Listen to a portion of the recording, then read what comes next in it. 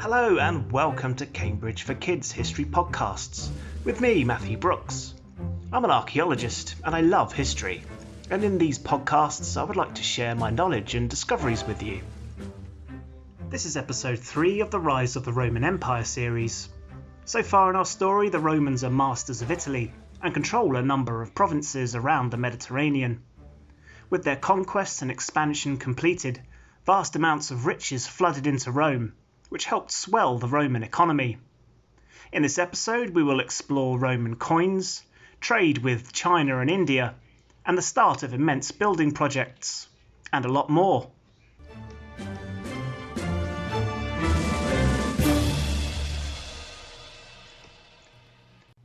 The ancient Romans didn't have paper money or bank cards like we do today, but they still bought and sold items from all around the known world. They also had banks and paid taxes. Instead of paper money or bank cards, people used coins for buying and selling, which would be typically hidden in people's homes for safety. The word economy even means household management in ancient Greek, which the Romans also used. Today we use the word economy as a way of explaining how people make and spend money in a certain place. There were many coins used throughout the empire, and today archaeologists can dig up these old coins and learn about the Roman economy. The Romans would eventually make coins out of different metals, including silver, gold, copper, and bronze. Roman coins would have casts of famous individuals on them, just like our coins do today.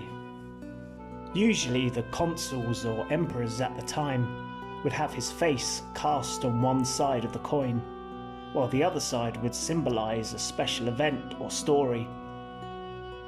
If you were lucky and became a rich Roman citizen, you could store your coins in a bank. The Roman government, throughout its entire duration, would make money by conquering different countries, which would be taxed, and the people living there had to pay money to Rome. The Roman economy was mostly based on crop growing and farming. In the city of Rome, there wasn't much room to grow food, so people in the city bought their food from merchants and farmers that came to Rome from the countryside. In the early Republic, food which was produced for citizens of Rome came from small farms close to the city. These farms were run by families who lived on the farm and sent their spare food to the city to sell. But as Rome grew, these farms transformed. Rich citizens such as generals or senators bought all the surrounding land and sent slaves to work on it. As we previously discovered, the Romans forced many people to become slaves when their countries were defeated in battle, and this was one way of using them efficiently.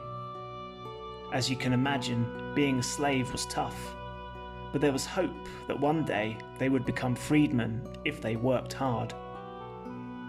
The slaves became a very important part of the Roman economy because they grew and harvested all the food for the cities. After its conquest and expansion, Rome was no longer a small town. It was the master of all of Italy and had a strong foothold in the lands surrounding the Mediterranean Sea. Rome's economic progress is reflected in its replacement of the awkward, heavy bronze coins with the silver coins called drachmas, another innovation copied from the clever Greeks that were located in southern Italy. The Romans eventually changed from the Greek-style coins to their own style, which they called denarii.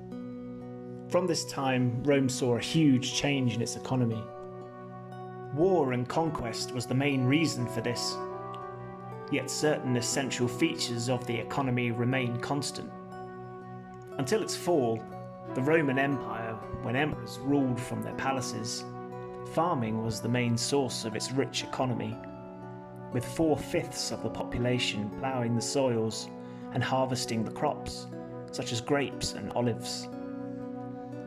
This huge number was needed in food production because, unlike today, where we have tractors and machines to do the work for us, the Romans had to do everything by hand, with only the help of animals such as oxen to pull the heavy ploughs.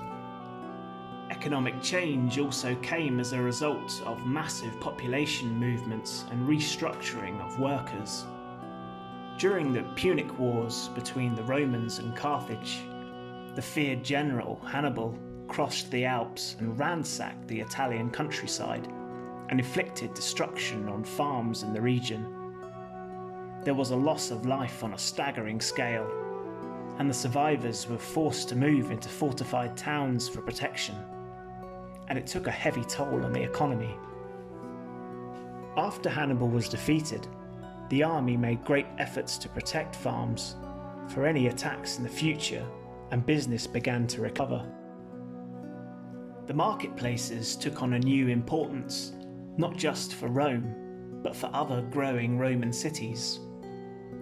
Rome was swelled by merchants and farmers from the countryside flocking to the capital, and became the largest city in Europe as a result, with a population of around 1 million inhabitants. The mass of shoppers created new, more varied demands for foods from the countryside, and also man-made goods. The plebeians, the poor folk of the cities, were only able to afford basic foods such as grain, while the rich demanded extravagant luxury goods such as spices and exotic fruits. As a result of a thriving economy, building projects became one of the largest activities in Rome and the occupied territories, and offered settlers jobs as labourers. To serve a growing population, thousands of houses were built and public buildings such as baths. The wealthiest families in Roman society would donate money to major new buildings and name them after themselves in the Forum and elsewhere. New structures were essential to bring the requirements of life to the growing population. Huge structures were built with a new technology, concrete. This construction technique had great advantages over the traditional technique of cutting stone by hand, and would revolutionize Roman society and the economy. The new technology would be used to construct aqueducts, needed to increase the city's water supply. Port cities would flourish, which would handle all forms of exchange abroad by trade ships, if they could avoid the ruthless pirates that patrolled the sea. The Romans exported wine and oil, amongst other things, in amphoras, which were 3-foot pottery jars. Some products, such as coloured glass, travelled great distances, even beyond the empire, to places like India and China, using the Silk Road, a famous trading route that connected Europe with the Eastern empires. The successes of the economy was no doubt the driving force behind the Romans and their many accomplishments. The Romans were above all very clever business people, and what began first with trade to neighbouring kingdoms and lands, followed with a lasting peace that helped sustain the economy for centuries to come.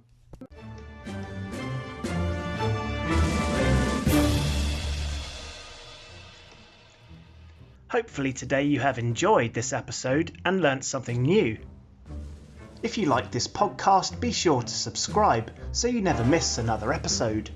Tune in next time with your host, me, Matthew Brooks, for more time travelling. Thanks a lot for listening and have a great day.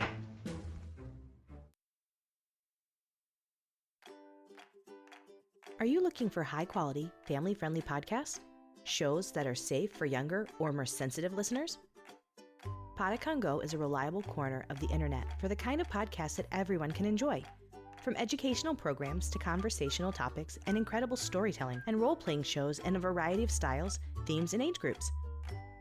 Podicon Go is a group of independent podcast creators dedicated to creating high-quality programs that provide family fun for everyone. Visit podicongo.com for an ever-growing lineup of shows, complete with descriptions and ways you can listen. Connect with the Podicon Go Family Friendly Podcast Network on Facebook and Twitter.